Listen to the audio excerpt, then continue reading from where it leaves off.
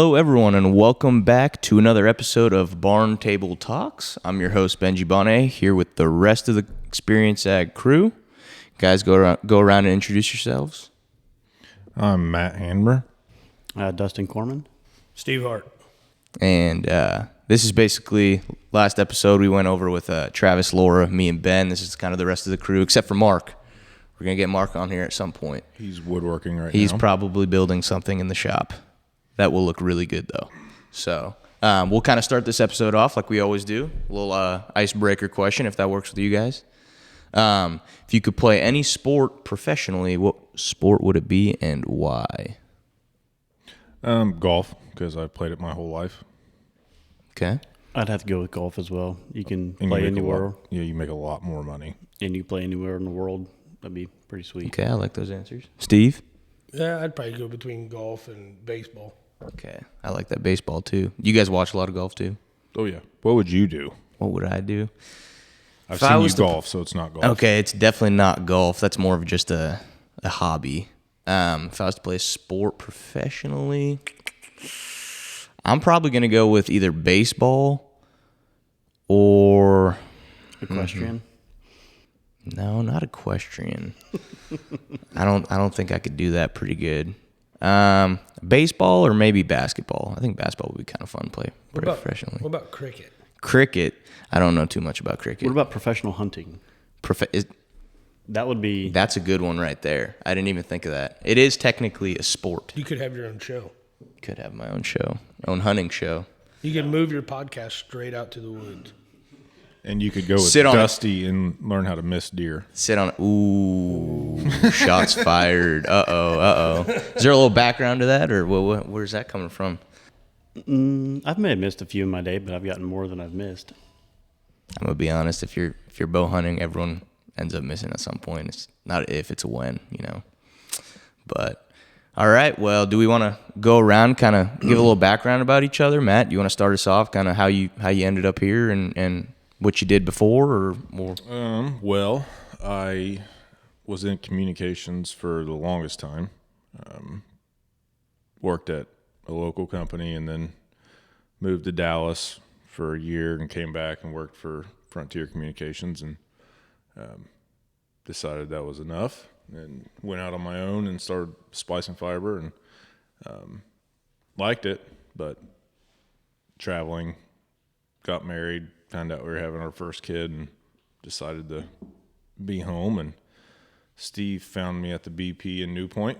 So tell me a little bit about that. I heard about that. How'd that all come together? You said he found you at a gas station, right? I was probably getting a C4 energy drink, and I was getting ready to pay, and I think Steve walked in and said something along the lines of, let me know when you want to be done doing communication work. And I was like, well, I am. And a month later, here I am. Cool. That's a cool story. That's a real cool story. Was So that did you, last August? Probably. About last August. Yeah. Yeah, Early August. something like that's that. awesome. Yeah. That's super neat. Did you guys know each other before? Yeah. Kinda going through that? Okay. Yeah, I just was talking to him, and he said he's still doing communication. And I told him, whenever you get tired of doing it, give me a shout. And 2 weeks later, he called me. There you go. And now you're here. Awesome. Here I am. On the podcast. This wasn't part of it. No, we did not know. This is something new we're trying. But all right, Dust, what about you? Pretty much been ag my whole life. Graduated college, started in for a precision planting dealer, and then kind of ended up here, I don't know, 6-7 years ago now, and just enjoy it. And that's about how I got into ag. I mean, family farms and that kind of stuff. So. Awesome. And you had a little bit of precision ag tech work before, right? You were at Yeah, so I've been in precision ag tech for 12 years now. Gotcha. So yeah, That's awesome.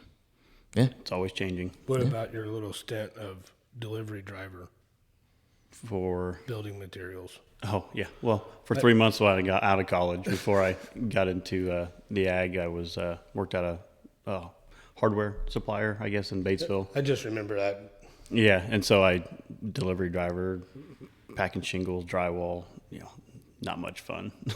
Not something I wanted to do for my life. It's all right. Sure. I did my time at Jimmy John's. I was a delivery driver for a little bit. Isn't that how you initially saw that is? I think it was either Travis or Ben, but I think it was Ben. Ben walked in with a Xperience Ag shirt, or it was a hat or something, and then, that was the first time I looked you guys up. I was like, wonder what they do. So it was Ben that we had to blame. I think, yeah, Ben's the blame for me showing up here. Oh. I think packing sandwiches and packing shingles and drywall are not the same. Not the same. I heard delivery driver, and I was like, all right, I can kind of connect to that. I'll go with that. All right, Steve-O, what you got? I was in the construction industry for about 20 years. Swung a hammer for a long time, and then worked at Gilman's down in Batesville, ran a lumber yard, and was an estimator for there at the end. Then heard Travis was looking for somebody, had an interview with him one night, and here it is. Awesome. And it was just him and Dusty when I started, and it was just the three of us. And this little square that we're in right here, this was about the size of our office. This actually might be a little bit bigger. It's actually, bigger than what our office was. We could touch elbows. All three of us could touch elbows at any time. So you could say it's grown a lot in the past yes, 3, 4 years, right? 3 or 4 years have been crazy. Insane. Yeah. I mean, we're in a beautiful new shop now. I remember even last year in the small office building, that's when I interned first, and so it's definitely been a lot of changes. Yeah. For the better. I mean, there's obviously growing pains with it, trying to figure everything out, but just how fast we've grown is pretty cool. Yeah. And so, I mean, I'm learning from you guys, but I feel like you three, and then with Travis, and then obviously now Mark on it, you guys kind of hold down the whole services side, right, of Xperience Ag. So kind of tell me a little bit about what you guys enjoy most about doing that. So Matt, what do you think's your favorite part about being part of the service side there? Everything's like every day's something different. Like, yep, it's never the same for the most part, right? For the most part. So kind of being able to do something new every day, never know what you're gonna have to tackle. You think you know what you're getting into, but then something comes out of left field. And everyone looks at Dusty. Oh man! But it's fun. I mean, you get to see different faces every day, and yeah. Right now with harvest, people are in a good mood, and for the most part. And this is a little like we're in mid-harvest right now. I guess kind of getting right into it. It's a little different than planning, right? Kind of our atmosphere right now. It's a little more. The hours are a lot different. The stress is a lot different. Yeah. So it's last planting season was an odd one because it was longer. With everybody starting early, and yep, it was like you started, then it stopped, and it started. So you had waves of different. Yeah. Plus all the planners that we put together, and it was a lot of hours. Gotcha. Dusty, what about you? What do you think? What's your favorite part? Kind of same thing as Matt. Every day is normally a little different. Obviously planting season, getting prepared for that is long hours, and sometimes it's repetitive when you're working on planters and that. But and every planter is different. Every installation is different, and it's and I enjoy kind of helping people figure out what their issues. I mean, you're always going to have issues that guys have arise. Trying to figure those out is always it's fun, and they're happy when you figure it out pretty quick. Yep. And stuff. So the relationships that you build with customers, I think, is pretty cool too. I mean, we've got guys that we call and we just talk to, like they're friends, and they are truly friends and stuff. So harvest is pretty neat. I'd say June, July is you're kind of winding down from planting season. You're getting into the spraying. It's like all the seasons wrapped into one there for a couple weeks. Guys trying to get double crops in, and it's kind of keeps you on your game, trying to memorize all the different like systems and where stuff is at. So it's pretty cool. Yep, definitely. Steve-O, what you got? I don't know. I'm kind of same way. Harvest just seems to be, more laid back, easier. I shouldn't say easy, but easier than, everybody's kind of just in a groove and going along. Biggest thing you deal with is guys just getting started and, trying to get their head back into looking at their monitor in a different aspect from planting or spraying, you know, and getting used to their looking at their harvest monitor again, or what the steps they have to go through. But for the most part, it's way easier and way more laid back on our end. You know, you get to sit around and BS with some guys for a little bit, or jump in the combine and ride with them, ride a few rounds with them, or whatever it might be. You know, when they enjoy that, because usually they're just up there by themselves listening to the radio, or listening to their, you know, their radio in hand, you know, talking to the grain cart driver or whatever it might be. So it's nice to be able to get up there and do that and just talk with guys and see how it's going. So Definitely. Yeah. It is fun to ride with them, because we never really get the opportunity to sit down and behind the monitor for an extended period of time. We know how it's supposed to work, and works 99% of the time, but to just be able to sit there and enjoy a couple minutes with actually the guys witness it, you know, talk kind to of them. going. Yeah. Yeah, you get to see, you know, see the monitor, you know, while it's running, you know. Yeah, like Dust said, we see it when we're setting it up. We see it when we run it for a little bit, but nothing. And, you know, we really don't get to see it in the, you know, besides grain calibration, and that's it. Besides that, though, we don't get to see it just full operation and what's happening. Definitely. And I think going off what Matt said, where it's something new every day, and when you get to that point where you're troubleshooting, I think there's a certain sense of accomplishment when you can go out to the growers and, you know, figure out an issue that they're having. I mean, yesterday, we spent how many hours on that Haggy? Yeah, we spent a decent amount of time, and it's one of those things where you just got to keep at it and go through all the steps that you're kind of trained to do, and get to the solving when you finally point. get it, you're like, yes. Yeah, yeah. So kind of going off that, if we're going from troubleshooting, what's the most difficult part, I'd say, about being in like the ag tech industry? What do you think's the most challenging thing for us? That's a tough one. I mean, there's a lot of challenges because not everybody's the same. So you're tending to different people. Yep. So some people may not want to go that far in depth, and then you got to change your mindset of, you know, what can we do that's what along the lines of what they want, and some people want, you know, everything. So it's, and then just learning all of the, you know, with technology, it changes every day. So learning all the changes and trying to stay up on that stuff is probably stay up to date on things. Yeah. Mm-hmm.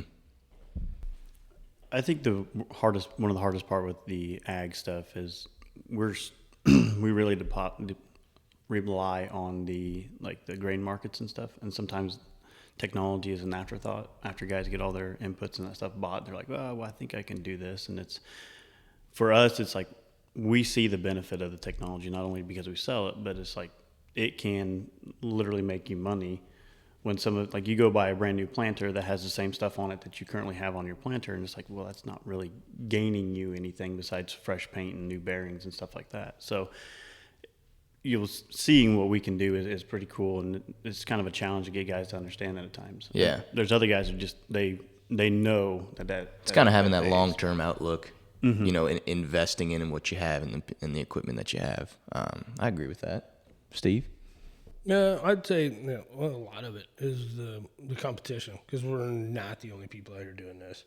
I mean, you know, you got all your OEM guys. All the OEMs are, you know, stepping up quite a bit to the plate, really trying to have more offerings and everything. The only thing that we excel in that takes us above and beyond them is our service part of it. We answer the phone, we show up, we fix our problems as soon as we possibly can. I mean, we have enough guys now that hopefully it's going to be a lot easier for us all in these planting seasons and everything. You know, because when it was just the three of us and there wasn't anybody else, I mean, we had a lot of late nights. A lot of early mornings, trying to get there before guys got rolling, or get there after they were done planting, or something had happened that night and try to get things fixed, you know, at midnight or whatever it might be. But that's where I think we excel in, you know, is, in my eyes, it's our service, where we can go over top of these OEM guys and, you know, really show everybody that, hey, these guys are the real deal. What's the value that we show? Yeah. We kind of touched on that on one of the previous episodes, where I think I guess our company culture is very unique. in my opinion. I think compared to some other companies, I think we mesh well, really together, and always looking out for each other, making sure, hey, like Dusty, you were saying the other day, if we're leaving a farm and call up Steve, call up Matt, hey, you guys doing all right? You guys need to swing by, need anything, blah, blah, just checking in with each other. I think it's definitely a big team effort from there. So, do you guys think within the next 10 years, what do you think is going to be, I'd say, the biggest change in the ag industry? Do you guys have any thoughts on that? Somebody else can go first. It's a deeper question there. To me, it's hard to say. I mean, you previously had some of these big OEMs buy some other companies and how they incorporate all that stuff into their monitors. I think seed genetics and stuff has come a long ways, and it's only going to get better and better. The technology is always changing, and the normal answer you'll hear is autonomy in that, which we see it quite a bit with what we do as far as the sprayers goes. And I don't think you're going to see that really take off until the OEMs themselves like come out with it, which, it's always changing. So in our eyes, it's like, okay, what else can you possibly do to a planter? You can do a lot, I'm sure. I don't. What's the next step? Yeah, what's the next step with it? I mean, in my opinion, you can do too much at times where there's just so much information, and you just need to be able to get the stuff in the ground correctly. Yep. And so, You don't want to overload it, right? I mean, to me, you can overload it and overload the grower themselves by doing too much. Yep. But that's something. Yeah, definitely. Yeah, you see the autonomy, everybody talking, the self-driving tractors, all that. I see it going there. How many guys will adapt to it? That I don't know, because I can see the leniency already, and a lot of guys talking to them about it, or a guy might bring it up to you. For me, I think one of the biggest things that so far that I've seen, is the see and spray that's going on with these sprayers, where it sees a weed and they're identifying those and able to do that with a camera system. I think that's going to keep progressing and going to get better, and I think that's going to be adapted a lot more. So because of chemical cost, and these guys are trying to save. I mean, seed's already expensive, stupid's expensive. Spray, any of the chemicals are just getting more and more expensive, just like everything else in this world. So just pausing on that see and spray note. So basically, you'd have a sprayer, and it can identify with a camera what weeds are where, and it spray at that specific time. Yes. Wow. That's cool stuff. Yeah, we actually helped set one up out here in the shop. So I think that's awesome. I think we're going to have a lot of turnover in the farmers themselves. The older generation is starting to turn it down to, their kids or their grandkids starting to take over, making decisions.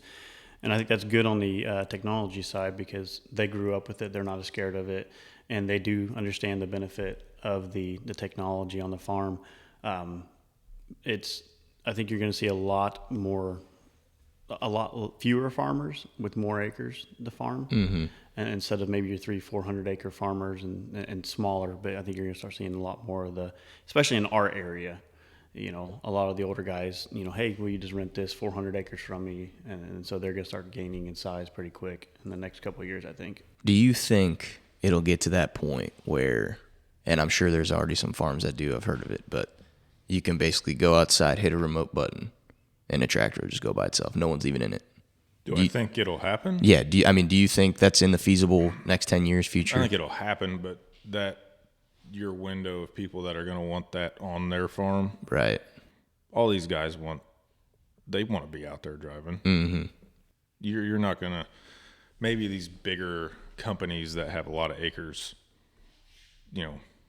maybe manpower. Yeah. But I don't think a lot of the people around here would be like, oh yeah, just press a button and off it goes. Because there's a certain you don't amount know of what it's going to do. It could run into a woods. Exactly. Yeah, I think that's going to be the biggest thing with the autonomous. Same thing what you're talking about.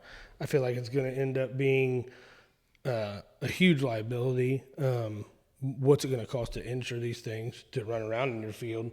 I mean, because if one decides, hey, I'm not staying in these boundaries, I'm cruising off, and it ventures out into a highway.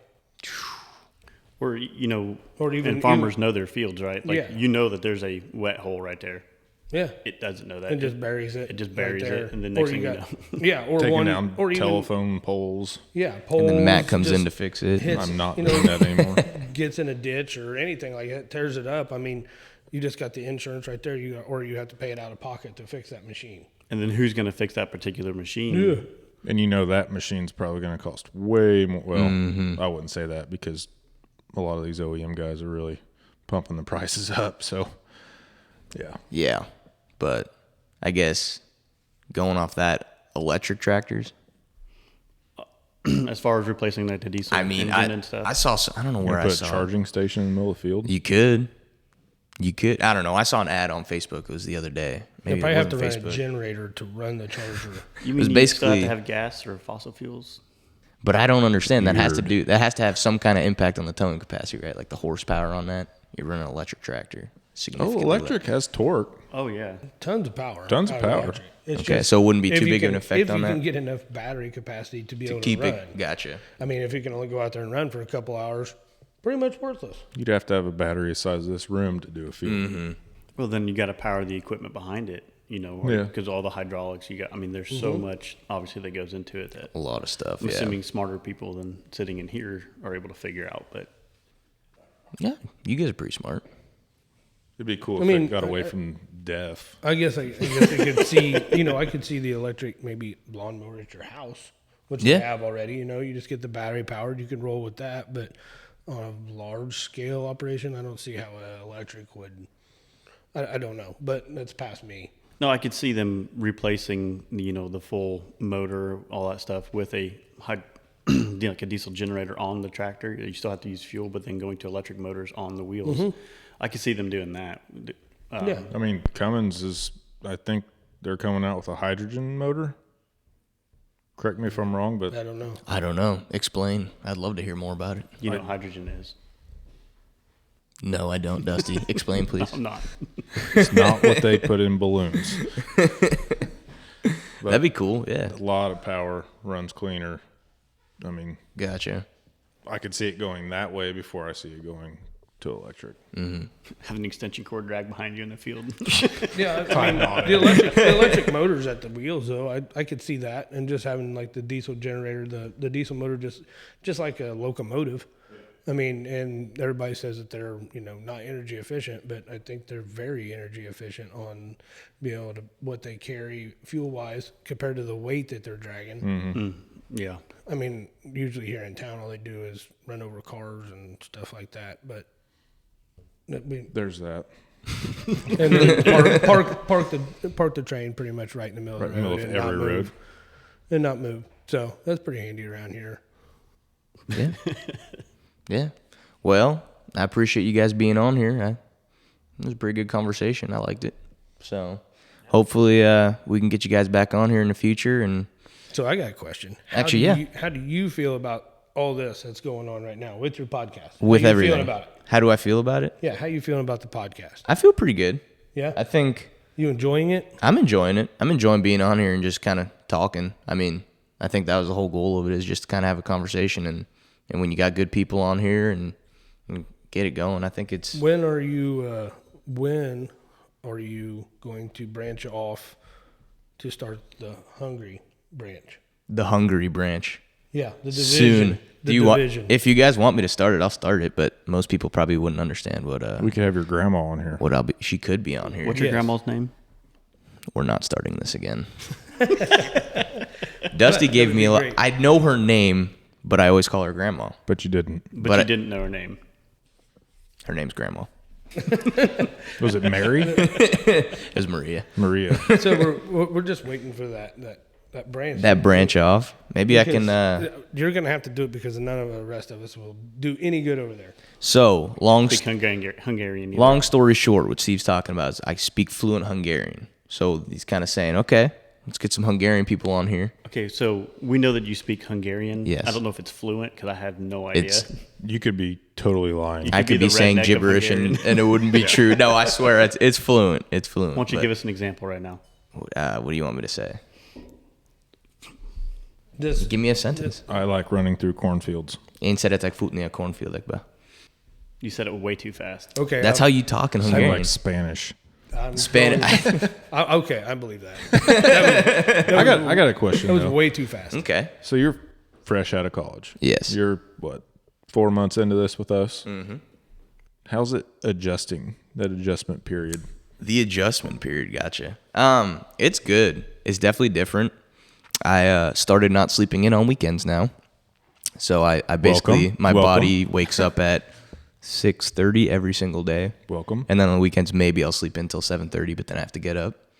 But other than that, no, I mean, I'm enjoying work, being able to come in here every day. I think last year when I was part-time, going back to school, you know, I'd be here for a couple days and go back to school, and it's like everything that I kind of learned, I like forgot. Not that I meant to, but it was just I'm away from it for 2 weeks at a time. But now that I'm finally back here, I feel like I'm doing better at picking it up and can kind of focus more of my time on this. So, Are you still looking for your left-handed adjustable? we gonna That's say that probably going joke? to get cut out. No, we'll That keep was it in not there. me. Travis had a funny joke. Okay, so I'm not very what do you call it? I'm not great at like Technically inclined. yes. Mechanically. Sure, tools. I'm not the best at tools, right? Okay, so we went tool shopping and Travis was like, "Hey, call Steve and ask him what adjustable wrench he prefers, a standard or metric." And I knew right when he asked this, I said, "There's something behind this question." You still called. And I called Steve. Well, of course, I still called Steve, and Steve didn't answer. But then he calls me back, and I pick up, and he picks up, and I'm like, "Hey, which one do you prefer?" And I see Travis just cracking up, and I'm like, "Why is he laughing so hard?" And then Steve's like, "Yeah, actually, I prefer the left-handed metric adjustable wrench." And then I was like, "Okay." So then you start looking for it. They're all messing with me. Then you went and cried in the corner. I did, and then I went and cried. And you called But- me, and I was so disappointed. 'Cause I was like, come on. We've raised you better than Yeah, that. I know but I knew there was something behind it. But I'm a little gullible, so Oh, wow. still working on it. Still working on that. Wow. Okay, well, last question that I have Yes. for you. Okay. Night golf or day golf? Oh, that's a After good this question. past weekend. After this past weekend, I'm going night golf. Very fun, and we ended up winning too, so that was a plus. But no, I'd never played night golf before. That was great, good time. Just Thor came out to play. T1 walks up. I can't see anything about it. He's like, I straight up can't see anything. We're like, do you see your ball? Yes. Do you see the head of your club behind the ball? Yep. Okay, that's all you got. Just swing at it. first swing was kind of rough, but then I finally picked up the swing with the driver irons. I could not play for anything, but we had Steve and Travis, so Well, those golf balls are like pool balls. Yeah. As hard as they are. can't hit them as But far. if Travis tells him to smash it, he definitely did that. There was a par three. So the par three before this par three, I actually got on the green. So I was going to swing away. Wow. On the next How one, far I was it? 17 one, yards. no, it was like probably 150, 160. I took Nice. a little off the driver, right? And then the next hole, I'm like, okay, I'm gonna do the same thing. We both looked at it. I'm gonna do the same thing. Well, Balls in don't my fly. I know, but it's still a driver. Yeah, you still wouldn't think you would have to hit your driver, but in my backswing, Travis goes, crank it, and my mind switched, and I just fully swung through it and just sent it left field, just Like an actual field. like it went far. Oh, Yeah. okay. It went way past the green.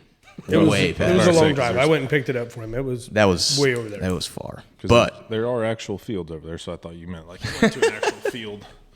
No, But he we was won. 2 holes over. You can still recover from that. Been there. Done well, good thing Luckily, Travis was best sinking ball. 30-foot putts that night, so Yeah. that dude was that. On one. Tiger Woods. I mean, he was good. Close. So night golf was fun. Night golf was good. It was a great time. Good. We should do that more often. But yeah, well, I appreciate you guys being on here, and hopefully we can get another one going.